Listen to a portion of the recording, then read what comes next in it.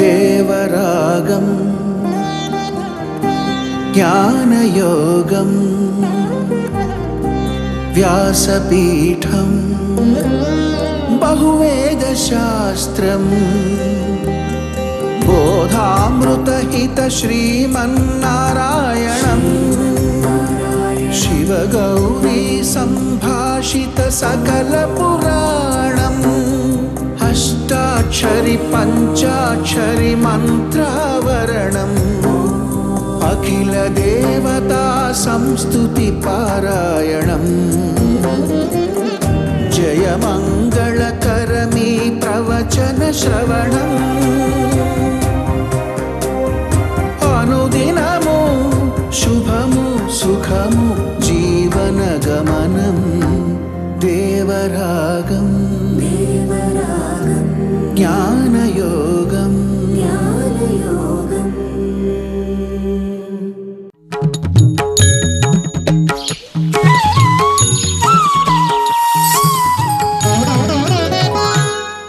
ఆపదామపహర్తారం దాతారం సర్వసంపదాం లోకాభిరామం శ్రీరామం భూయో భూయో నమామ్యహం.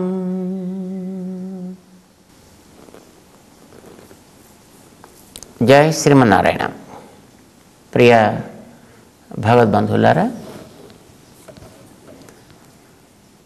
మనకిష్టమైన పనులు చేసే వ్యక్తిని మనం ఏదో రకంగా జాగ్రత్తగా కాపాడుకునే ప్రయత్నం చేస్తాం. ఒక వ్యక్తి మనకి ఇష్టం అనుకోండి, ఉద్యోగం ఇచ్చే దశలో మనం ఉన్నాం అనుకోండి, ఆ వ్యక్తికి ఉద్యోగం ఇవ్వాలనిపించినప్పుడు వాడిలో క్వాలిఫికేషన్ లేకపోయినా, వాళ్ళు ఒక యోగ్యత లేకపోయినా, ఆ యోగ్యతని ఏదో రకంగా వాళ్ళు కలిగించి వాడిని జాగ్రత్తగా మన లిస్టులో వాడిని చేర్చేస్తాం.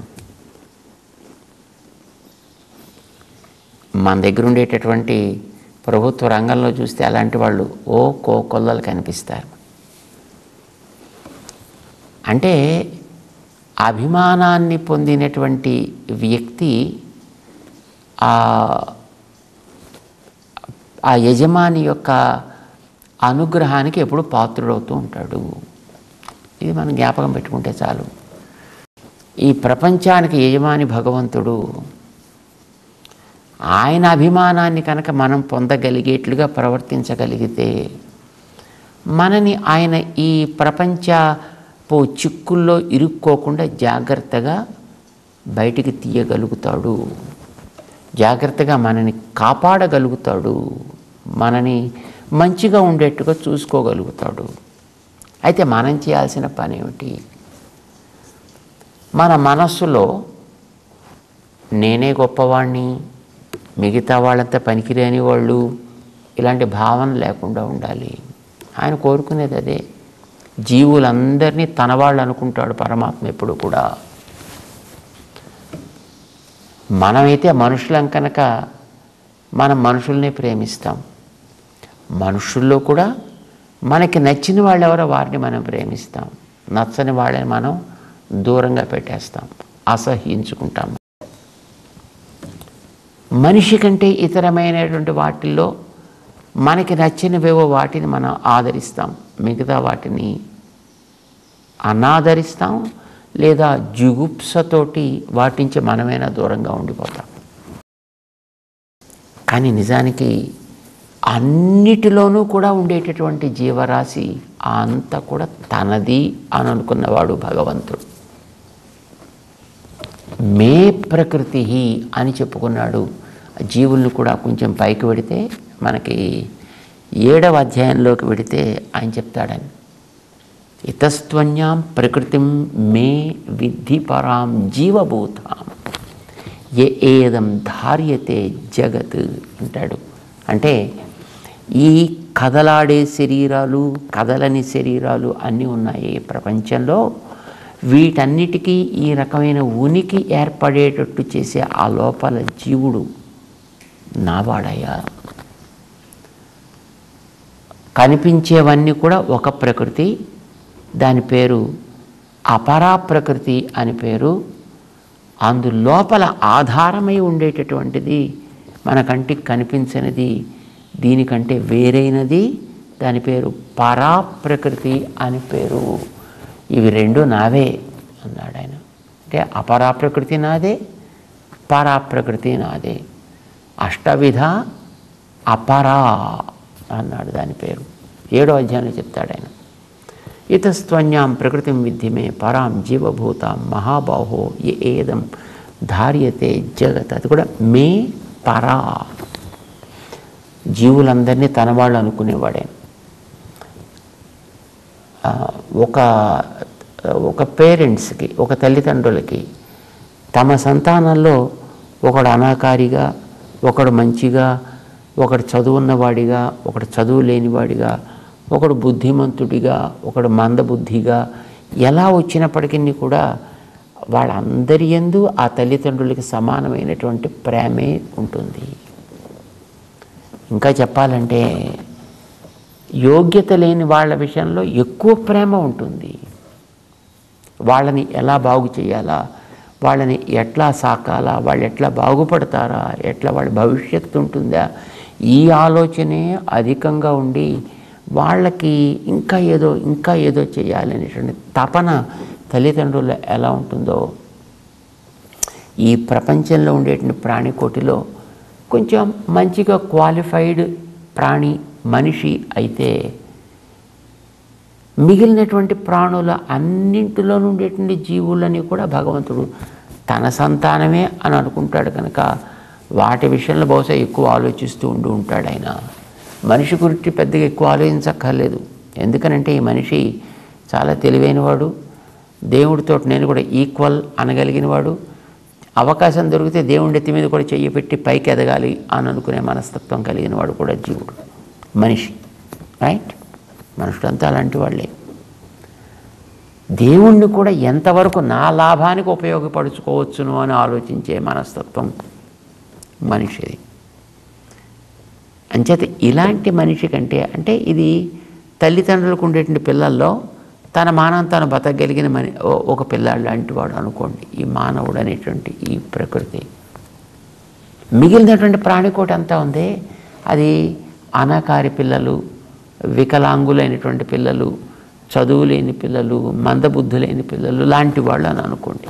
ఎందుకంటే అవి మనలాగా ప్రవర్తించలేవు కదా, మళ్ళీ మాట్లాడలేవు, మనలాగా చూడలేవు, మనలాగా తినలేవు, మనలాగా తిరగలేవు, మనలాగా డ్రెస్ చేసుకోలేవు. సో ఇలాంటి యోగ్యతలన్నీ వాటిలో లేవు. కనీసం మాట్లాడడం కూడా పాపం మాట్లాడలేవు. తనకి ఏదైనా బాధ కలిగితే బాధను చెప్పుకోవడం కూడా వాటికి చేత కానిటువంటి ప్రవృత్తి వాటికి ఏర్పడింది. అంచేత బహుశా భగవంతుడికి వాటి యందు అధికమైనటువంటి ప్రేమ ఉండొచ్చు. వాటిని జాగ్రత్తగా చూడగలిగితే భగవంతుడు ఆనందించవచ్చు. మన వాళ్ళు చెప్తుంటారు సామాన్యంగా, మానవ సేవయే మాధవ సేవ. ఎన్నోసార్లు వినుంటాం కదా, మంచిదని కూడా అనిపిస్తూ ఉంటుంది మాట వినగానే. అర్థం ఏంటి? మానవులకి మాత్రమే చేసే సేవ మాధవుడికి సేవ అవుతుంది. మానవ సేవ ఏ కదా, ఏ అంటే ఇంకోటి కాదని అర్థం. ఇది దృష్టిలో పెట్టుకుని మొత్తం అన్ని ప్రాణుల్ని కూడా ధిక్కరించి, అన్ని ప్రాణుల్ని అధక్కరించి, అన్ని ప్రాణుల్ని ఇన్సల్ట్ చేసేట్టుగా, అన్ని ప్రాణుల్ని నాశనం చేసేటువంటి ఉద్యమంలోకి దిగాడు మనిషి. ఇది చాలా ప్రమాదకరమైనటువంటి విషయం. కానీ నిజానికి మనిషి వల్ల బతకట్లే, వాటన్నిటి వల్ల బతుకుతున్నాడు. అవి చేసే సహకారం వల్ల, అవి అందించే సహాయం వల్ల మానవ జీవితం సుఖంగా సాగుతోంది. కానీ వాటన్నిటినీ కూడా దూరం చేస్తున్నాడు, పాడు చేస్తున్నాడు, ఇబ్బందులు పాలు చేస్తున్నాడు, బాధ పెడుతున్నాడు, ఎన్ని రకాలుగాను తన సుఖం కోసమని. నిజానికి ఆ మాట మంచిదా? మానవ సేవ మాత్రమే దేవుడికి ఇష్టమా? అసలు వాటన్నిటినీ జాగ్రత్తగా చూసుకుంటే దేవుడికి ఆనందం. మనిషి గురించి అది పట్టించుకోవాల్సిన అవసరమే లేదు. వాటిని గురించి పట్టించుకోవాల్సిన బాధ్యత ఉంది. అలాంటిది వాటన్నిటిని నాశనం చేసేటువంటి వాడు మనిషే కదా. చెట్లను నాశనం చేసేవాడు మనిషి, కీటకాలను నాశనం చేసేవాడు మనిషి, పశువుని నాశనం చేసేవాడు మనిషి, పక్షుల్ని నాశనం చేసేవాడు, చెట్టని నాశనం, చేమని నాశనం చేసేవాడు మనిషి, గాలిని నాశనం చేసేవాడు, పేరు పెడితే దాన్ని నాశనం చేసేవాడు మనిషి. ఒక వస్తువుని పేరు పెడితే అలాంటిది పాడవుతోంది అంటే మనిషి వల్ల. ప్రకృతిలో ఉపద్రవాలకు కారణం మనిషి. అలాంటి మానవ సేవ భగవంతుడు ఆనందిస్తాడా ఏమిటి? ఎప్పుడు ఆనందించడానికి. కాక అలాంటి మనిషినే బాగుండాలి అని కూడా భగవంతుడు అనుకోకపోయి ఉండొచ్చు. కానీ బాధపడే ఇతర ప్రాణులు కనుక అవి బాగుండాలని కోరుకుంటాడు కనుక నువ్వు నిజంగా భగవంతుడికి సేవ చేయడం అంటే ఆ ప్రాణులన్నింటినీ జాగ్రత్తగా చూసుకోగలిగితే, వాటికి కావాల్సిన ఉపచారాలని సవ్యంగా అందించగలిగితే, వాటిని క్రమబద్ధంలో ఉండేట్టు చూడగలిగితే, అంతకంటే మించినటువంటి మాధవ సేవ మరొకటి ఉండదు. మాధవుడికి బహుశా అదే గొప్ప ఆనందాన్ని కూడా కలిగిస్తుందేమో మనం అంచేతే మాధవ సేవగా భావించి సర్వప్రాణుల్ని సేవించవయా అంటాం. మాధవ సేవగా సర్వప్రాణి సేవ చేయాలి అనేదే మనిషికి తెలుసుకోవలసినటువంటి ఇప్పటి కర్తవ్యం, వాస్తవం కూడా. అర్థాత్ వాటన్నిటిలోనూ కూడా జీవులే ఉంటారు. వాళ్ళందరినీ కూడా భగవంతుడు తన సంతానం అని అనుకుంటాడు. మనిషి తన స్వార్థం కోసం ఆ సంతానాన్ని, తన భగవంతుడికే చెందినటువంటి ఆ సంతానాన్ని హింసించడం, నాశనం చేయడం, కష్టం కలిగించడం లాంటి వాటి ద్వారా భగవంతుడికి సంతోషాన్ని, సంతృప్తిని ఎప్పుడూ కలిగించలేడు. అందుచేత వాటిని జాగ్రత్తగా చూసుకోవాలంటే వాటి మీద ముందర ప్రేమ ఏర్పడాలి. ఎప్పుడు ప్రేమ ఏర్పడుతుంది? అవన్నీ కూడా ఒకే భగవంతుడు అనుకుంటే. ఈ శరీరంలో ఎట్లా ఉన్నాడో జీవుడు, ఆ క్షుద్ర కీటక దేహంలో కూడా జీవుడు అట్లానే ఉంటాడు. అట్లాంటి వాడే ఉంటాడు. పాపం వాడికి ఆ దుఃఖం కర్మ కొద్దీ వచ్చింది, నాకు నా కర్మ కొద్దీ ఈ దేహం వచ్చింది. ఇదొకటి తెలుసుకోగలిగితే చాలు. దేన్ని చూసినా అందులో ఉండే జీవుడు అందరూ భగవంతుడి సంతానమే, భగవంతుడికి ప్రేమ పాత్రులే, దాంట్లో సందేహం లేదు. కనుక మనం ఏం చేయాలి? ఒక ప్రాణిని చూస్తే అసహ్యం కలగడం కానీ, ఒక ప్రాణిని చూస్తే అతి ప్రేమ కలగడం కానీ, ఇవి రెండు భగవంతుడికి ఇష్టం ఉండవు. అంచేత భగవంతుడు అది కోరుకోవటల్లా మరేం కోరుకుంటున్నాడు ఆయన? అన్ని ప్రాణుల్లో కర్మ వల్ల తేడాలు శరీరాల్లో ఏర్పడ్డప్పటికీ కూడా వాటి యందు జాలి కలిగి ఉండి అవి బాగుపడడానికి కావలసిన పనేదో నువ్వు చేయవా. నిర్దోషం హి సమం బ్రహ్మ, ఈ నిశ్చయం కలిగి ఉండు. బ్రహ్మతత్వం అనే ఆత్మ ఏదైతే ఉందో వాటి లోపల అది అన్నింటిలోనూ కూడా సమాన ఆకృతి, సమాన యోగ్యత కలిగినదే. అది నిర్దుష్టము, దానికి ఏ రకమైనటువంటి లోపాలు లేవు. శరీరాల్లో లోపాలు వచ్చాయి, అవి క్రమంగా పోతాయి. కనుక అది ఉన్నప్పుడు దానికి ఏమిటి మంచి మనం చేయాలి అని ఆలోచించాలంటే ముందర నీ మనసులో అది స్థిరపడేటట్టు చేసుకోవాలి. తస్మాత్ బ్రహ్మణి తే స్థితాః, వాడికి ఆత్మ విషయకమైనటువంటి జ్ఞానమే లోపల స్థిరపడేటట్టుగా ముందు వాడు చేసుకోవాలి. అలా చేసుకున్నవాడెవడో వాడే మంచి మనిషి, వాడే మంచి ప్రాణి. అయితే వాడికి జీవనం సాగుతూ ఉంటుంది. సాగుతూ ఉండేటప్పుడు ఏవో కొన్ని ఒడిదుడుకులు లాంటివి వాడికి కూడా రావచ్చును. కానీ అలాంటి వాటి విషయంలో ఆయన బాధ్యత తీసుకుంటాడు. ఆయన వీడికి ఉండేటువంటి దోషాలన్నింటినీ ఆయన జాగ్రత్తగా పక్కకి తీస్తాడు. యథా ఇషీకతూలం అగ్నోప్రోతం ప్రదూయేత ఏవం హాస్య సర్వే పాప్మాన ప్రదూయంతే అని మనకి వేదం చెప్పినట్టుగా వీడికి ఉండే పాప రాశినంతటిని కూడా భగవంతుడు తీసి దాన్ని జాగ్రత్తగా ఆ అగ్ని అనేటువంటి రాశిలో, అగ్ని అనేటటువంటి ఒక జ్ఞాన రాశిలో వీటన్నిటినీ వేసేస్తాడు. లేదా తన అనుగ్రహం అనేటటువంటి అగ్నిలో వీటన్నిటిని కూడా చేరుస్తాడు.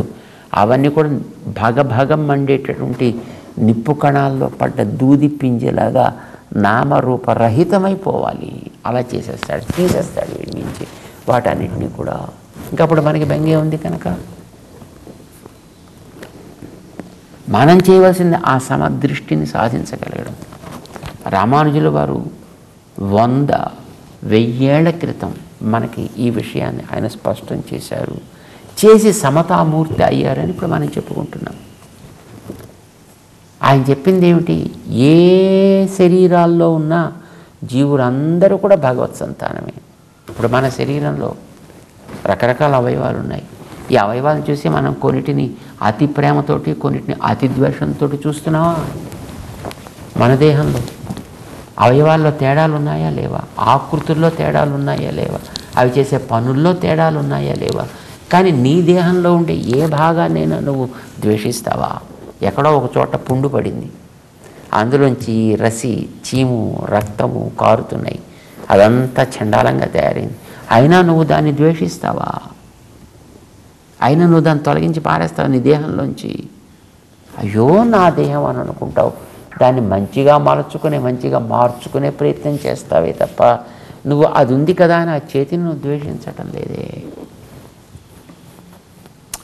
నీ దేహంలో ఉండే భిన్న భిన్న అవయవాలన్నిటి యందు నీకుండే ప్రేమ సమానంగా ఎట్లా ఉంటుందో, భగవంతుడికి ఉండే సంతానమైనటువంటి ఇన్ని రకాల దేహాల్లో ఉండే జీవులు యందు ఆయనకుండే ప్రేమ అట్లానే సమంగానే ఉంటుంది.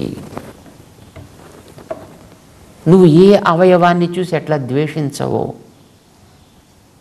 ఈ ప్రపంచంలో ఉండే దేన్ని కూడా నువ్వు ద్వేషబుద్ధితోటి చూడకు. అన్నిటిలోనూ ఉన్నది అని ఆ సామ్య స్థితిని నువ్వు అలవరుచుకుంటే, తస్మాత్ బ్రహ్మణి తే స్థితాః, అలాంటి వాళ్ళు ఆత్మలో నిలకడగా ఉన్నట్టే లెక్క. ఆత్మలో నిలకడగా ఉన్నారు అని అంటే ఇంకా వాళ్ళ గురించి ఆయన చూసుకుంటాడు. ఏం చేయాలి, ఎలా చేయాలి, వాళ్ళ జీవితాన్ని ఏ విధంగా సాగించాలి, ఎలా వాళ్ళకి అడ్డు లేకుండా ఉండాలి అనేటటువంటిది. కనుక సమదృష్టి ఉండడం అవసరము భగవద్ అనుగ్రహానికి. ఇది తెలివి. కానీ ఈ సమదృష్టిని మనం సాగించే ప్రతి చర్యలోకి తేవడం అనేటువంటి చాలా ప్రధానమైన. అర్జున, నీకు కూడా ఇప్పుడు ఈ సమదృష్టే కావాలి.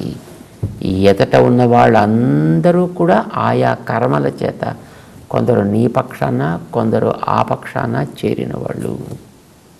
ఇందులో ఎవ్వరూ నీకు ద్వేష్యులు కారు, ఎవ్వరూ నీకు ప్రియులు కారు. వాళ్ళ కర్మ వల్ల వాళ్ళు వచ్చి అక్కడక్కడికి చేరారు. ఇప్పుడు నీ దగ్గరికి వచ్చినటువంటి వాళ్ళల్లో ఎస్ కొంతమంది మంచి వాళ్ళు ఉండొచ్చు, కొంతమంది చెడ్డ వాళ్ళు ఉండొచ్చు. కానీ వీళ్ళందరూ కూడా వాళ్ళ కర్మని బట్టి ఇక్కడికి చేరినటువంటి వాళ్ళు. నీ కర్మ వీళ్ళ సహాయంతో నువ్వు చేయాల్సినటువంటి కర్తవ్యాన్ని నెరవేర్చుట. ఇప్పుడు నీ కర్తవ్యం కౌరవులతోటి యుద్ధం, పోరాడుట. అది చెయ్యి. అది ఒక్కొక్కసారి నీకు కష్టం అని అనిపించవచ్చును, అవసరం లేదు. ఇష్టం అని అనిపించవచ్చును, అది కూడా అవసరం లేదు. నీకు అది కష్టమైన, ఇష్టమైన, నష్టమైన చేసి తీరవలసిందే. యుద్ధాన్ని నువ్వు చేసే తీరాలి. తస్మాత్ యుద్ధే జేతాసి యుధ్యస్వ, రణే జేతాసి శత్రువును యుధ్యస్వ. జయించాల్సిందే, యుద్ధం చేయాల్సిందే. అర్జునుని ప్రోత్సాహం కలిగించాడు శ్రీకృష్ణుడు యుద్ధం చేయడం, దాని కర్తవ్యాన్ని నెరవేర్చడానికి. అయితే అతని కష్టం అది. బాణాలు వేయాలి, వాళ్ళని సంహరించాలి, బాణాలు దెబ్బలు తినాలి, తను బాధపడాలి, ఇవన్నీ ఎస్.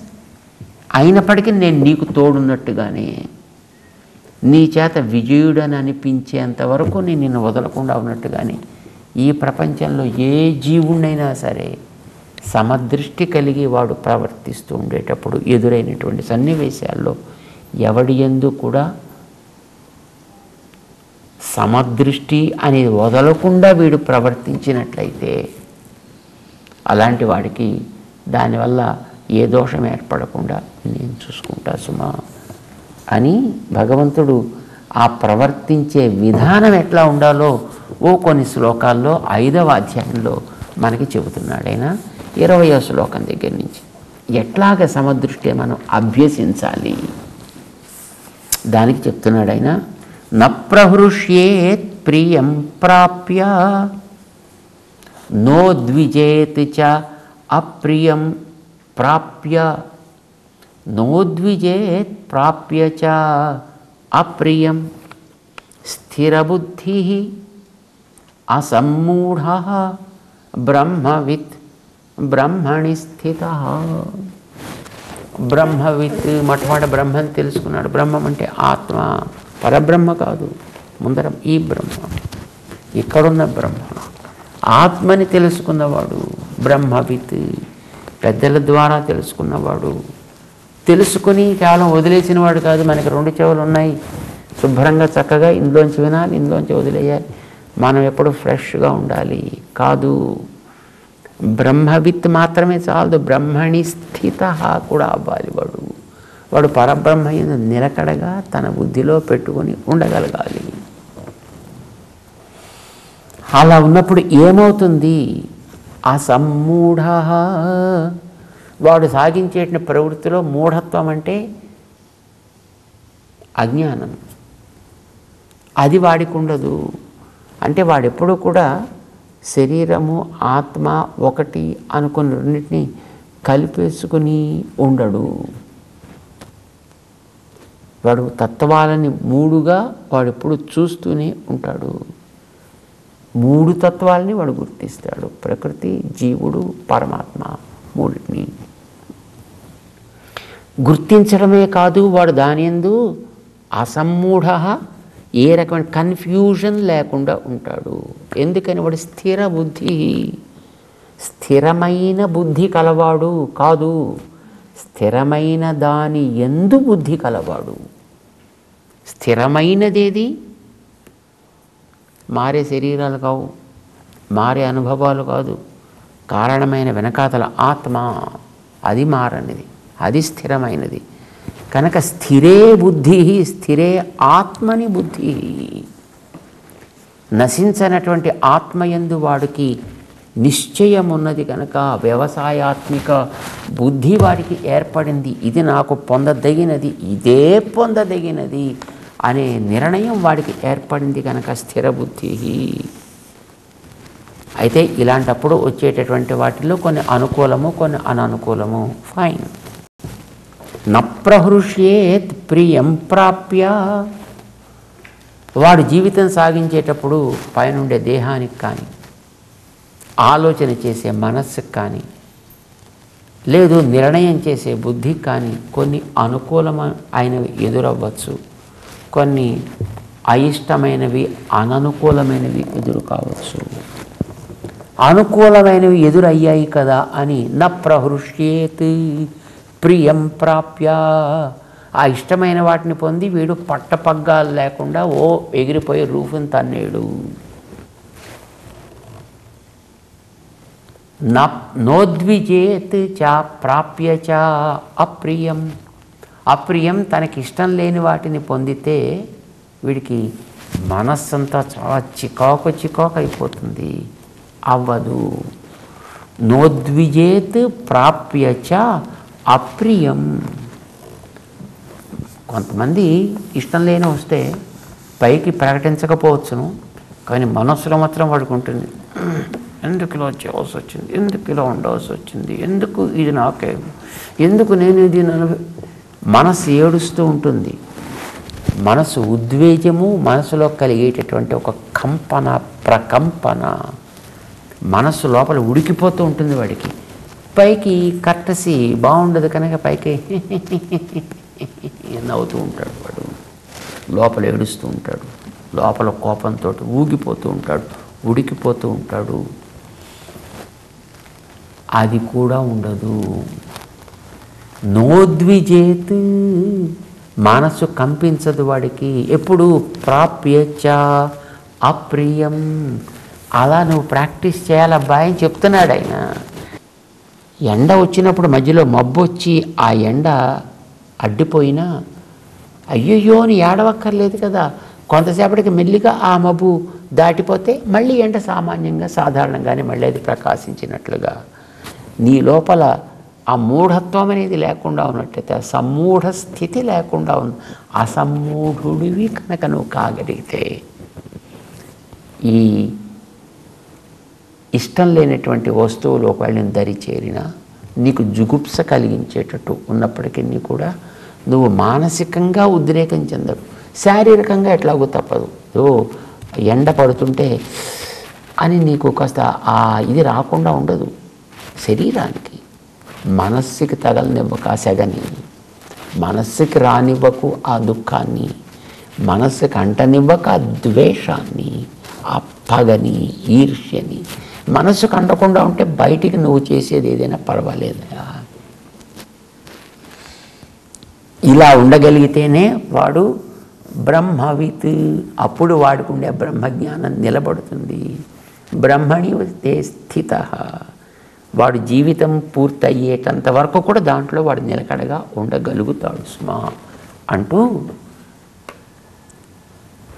జ్ఞానం కలిగినటువంటి వాడు ఆ జ్ఞానస్వరూపుడైనటువంటి ఆత్మని పొందేటంత వరకు చేయాల్సినటువంటి అభ్యాస ప్రక్రియని 5-6 శ్లోకాల్లో కృష్ణుడు 20వ శ్లోకం దగ్గర నుంచి క్రమంగా చెప్పుకుంటూ ముందుకు తీసుకువెడుతున్నాడు అర్జునుడిని. జై శ్రీమన్నారాయణ.